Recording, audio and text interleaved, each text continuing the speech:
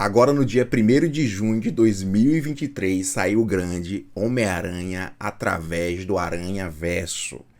É uma animação e é uma continuação do filme lá de 2018 que fez muito sucesso, que ganhou o Oscar, que foi o filme Homem-Aranha no Aranhaverso. Quem é o personagem principal desse Homem-Aranha? É o grande Miles Morales, que já tinha aparecido nas revistas em quadrinhos, mas para a população em geral é agora que a gente está conhecendo.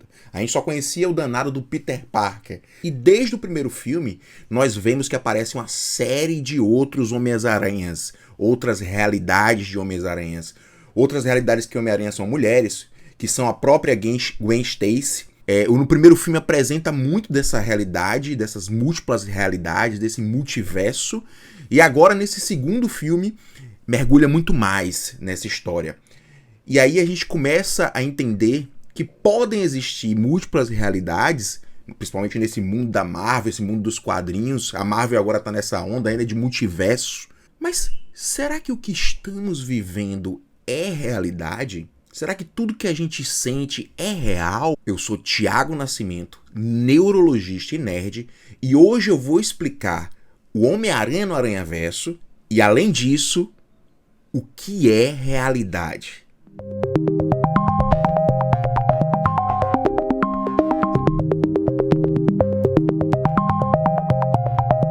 Miles Morales tem sua primeira aparição lá em 2011, criado por Brian Michael e Sara Pichelli. Ele surge no universo Ultimate, no Spider-Man número 1, quando o Homem-Aranha do seu universo falece. Então esse jovem negro de 13 anos, morador do Brooklyn, acaba assumindo esse manto do Homem-Aranha. Ele mora lá nos Brooklyn com o pai e tem o tio chamado Aaron Davis, que na verdade é um criminoso famoso. Ele é o Gatuno, que aparece representado depois aí no filme de 2018.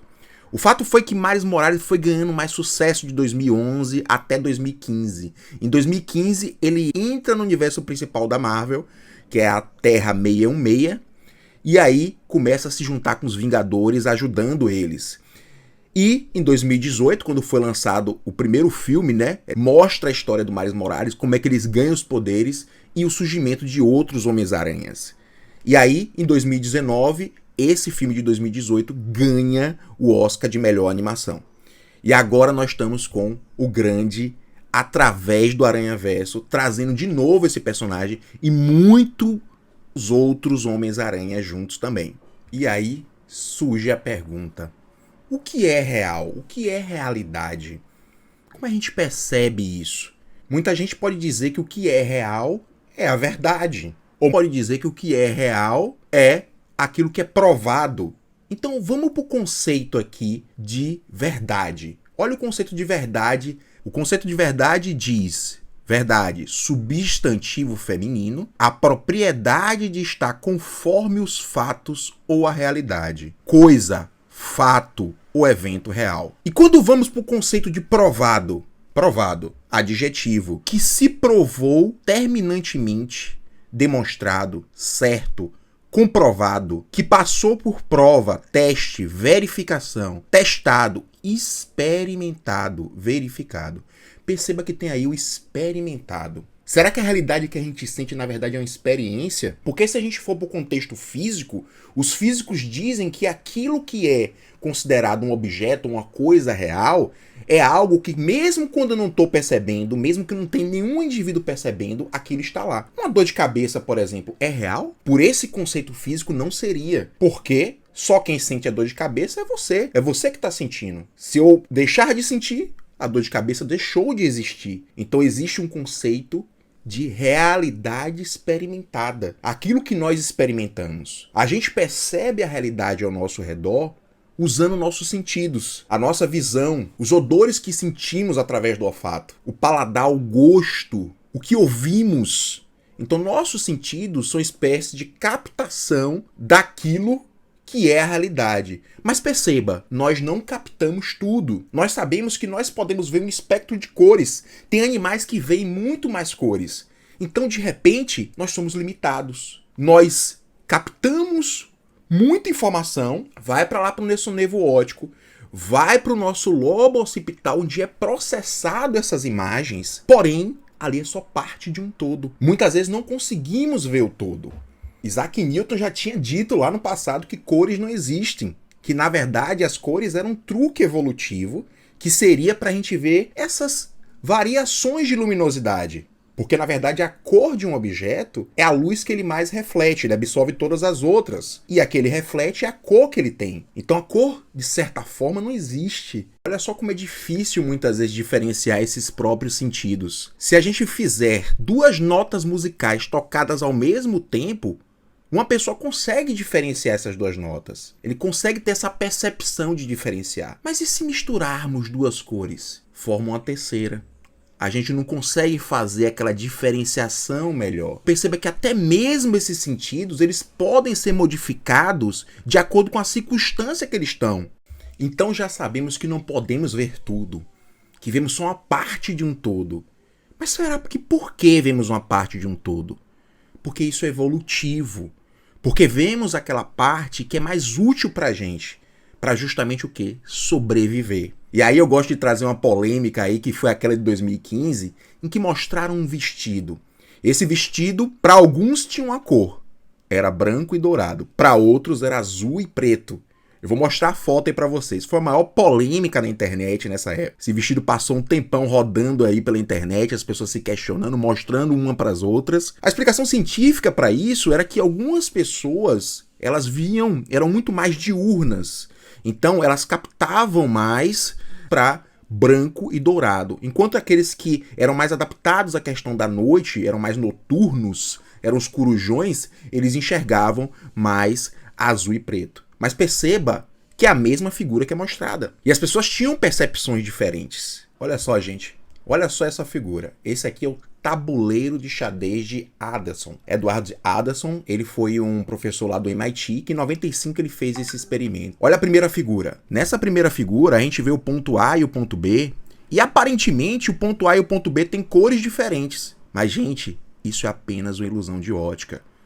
Vou mostrar agora a segunda figura. Olha só essa segunda figura. As imagens têm a mesma tonalidade.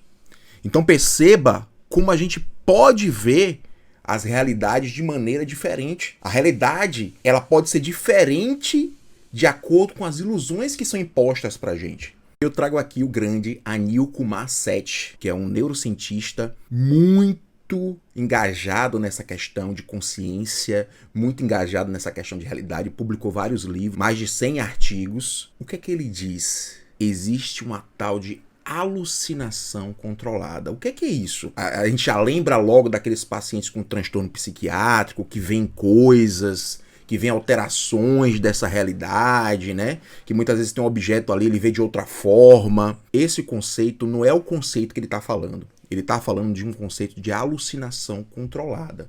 Se a alucinação descontrolada é esse processo psiquiátrico, a controlada é o que todos nós vemos. Cada um vê aquela coisa de uma maneira diferente. Então ele diz que, na verdade, passamos por esse processo de alucinação controlada. Para diferenciar, seria o seguinte: imagine que tem um ônibus vindo na sua direção. Uma pessoa que está sofrendo de uma alucinação, ela pode interpretar aquilo ali como se não fosse um ônibus. Mas a pessoa que interpreta aquilo como uma alucinação controlada, ele vê como um ônibus talvez rosa, o outro já vê como azul.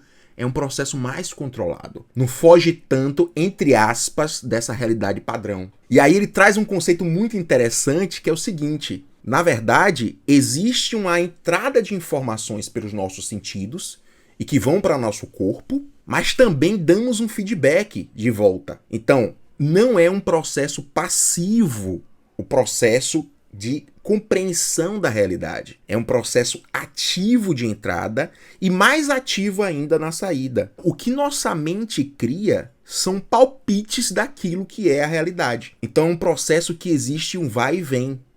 Entra a informação, processa essa informação, mas devolvemos muito mais. É nela que entram nossas vivências, nossas questões sociais internas. Então nossas questões internas influenciam na nossa percepção de realidade. Olha que interessante que esse cientista traz. E ele traz um conceito ainda mais interessante ainda nesse conceito de alucinação controlada, que é o seguinte: a alucinação controlada, quando ela passa a ser de mais de um indivíduo, é uma alucinação controlada de um grupo, aquilo dali passa a ser a realidade daquele grupo. Então, as alucinações controladas, quando são coletivas, são a realidade. E aí, eu vou ler esse texto dele aqui, vou botar essa frase aqui para vocês. Olha só, olha essa frase. A percepção é um processo ativo de interpretação associado a um processo adaptativo de interseção com o mundo pelo meio do corpo, recriando o mundo em sua mente. E eu deixo aqui a grande frase aí que foi eternizada por Essanais, né, que é a sedução do Minotauro, lá de 1961. Não vemos as coisas como são, vemos as coisas como somos. Então perceba que compreender, a compreensão da realidade externa está totalmente ligada à realidade interna. E dessa forma a gente consegue crescer mais em sociedade e evoluir a cada dia mais. O filme, através do Aranhaverso, ele mostra inúmeras realidades. E você vê a realidade do Homem-Aranha indiano, você vê a realidade da Gwen Stacy. A realidade da Gwen Stacy é fantástica.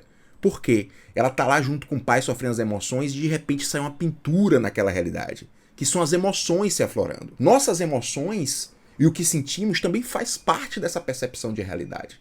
Essa interação faz parte dessa percepção. E a gente vê isso nesse filme. Esse filme é rico dessas possibilidades de realidade. Tem até uma realidade que tem um Homem-Aranha Lego. Talvez o melhor jeito da gente compreender a si mesmo e aos outros é entender melhor esses processos, para poder tratar os distúrbios neurológicos, distúrbios psiquiátricos. Vou deixar na descrição do vídeo uma série de materiais que vocês podem ver e aprofundar um pouquinho mais nesse assunto. Eu espero que não tenha pirado tanto o cabeção de vocês sobre esse questionamento sobre o que é realidade. Eu espero que vocês assistam o filme. Infelizmente o filme é só parte 1, vai ter a parte 2 ainda, então dá uma brochadinha assim no final, que você quer algo mais, porque o filme é muito bom. São 2 horas e 20 e pouco de filme. Vale a pena assistir, vale a pena ver a história do Miles Morales. Não se esqueçam, gente, de se inscrever no canal, de deixar aquele like, né? E toda semana eu tô aí com um vídeo novo pra vocês. Valeu, galera!